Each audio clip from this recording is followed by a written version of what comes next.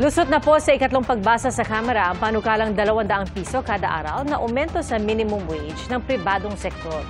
Ilang araw na lang at magtatapos na ang sesyon ng kasalukuyang Kongreso, kaya may panawagan po ang isang senador.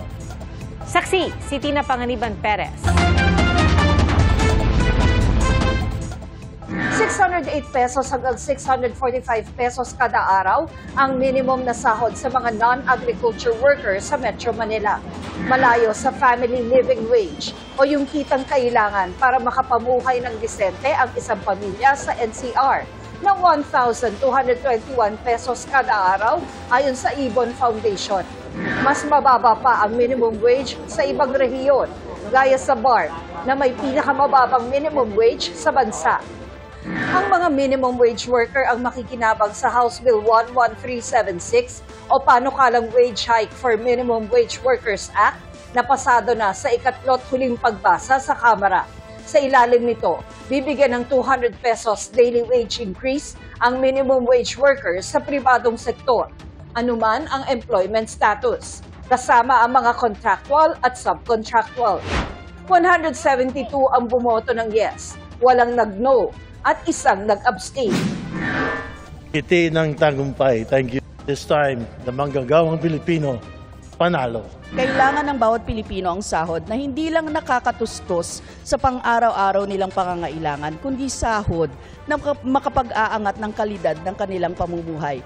Panahon na para tuldukan ang 36 taon na pagkakait ng legislated wage increase sa mga manggagawa. Ang botong yes ay salbabida para sa manggagawang nalulunod sa taas ng presyo ng bilihin. Napakalaking tagumpay nito sa ating mga manggagawa sapagkat malaking tulong ito sa kanilang pang-araw-araw na gastusin at sa pagpapataas ng antas ng kanilang pamumuhay. Some say it will hurt businesses.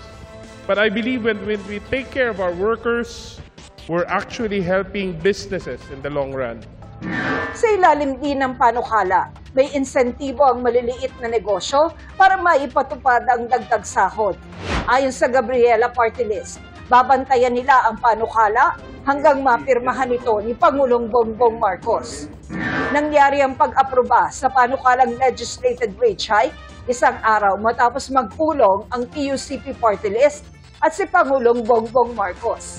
Idinulog ng TUCP sa Pangulo ang panawagan para sa pagprotekta sa mga karapatan ng mga manggagawa, maayos na sahod at pagtikha ng disenteng trabaho. Tugon ng Pangulo, mananatiling bukas ang pamahalaan sa mga dialogo para sa mga manggagawang Pilipino. Nauna nang naaprubahan ng Senado ang panukalang 100 peso legislated wage hike noong 2024. Si Senador Mig Zubiri, na isa sa mga may akda ng panukala, ikinatuwa ang pagkakapasa ng panukala sa Kamara. Pero dahil ilang araw na lang ang sesyon ng 19th Congress, they just want to adopt it, so be it, let us adopt. But if they plan to do some amendments and we will come up with a BICAM, I also urge my colleagues and the Senate President to come up with a BICAM as soon as possible para ma-tackle pa ito the next 3 days before we end Sinigi. Para sa GMA Integrated News, ako si Tina Panganiban Perez, ang inyong saksi.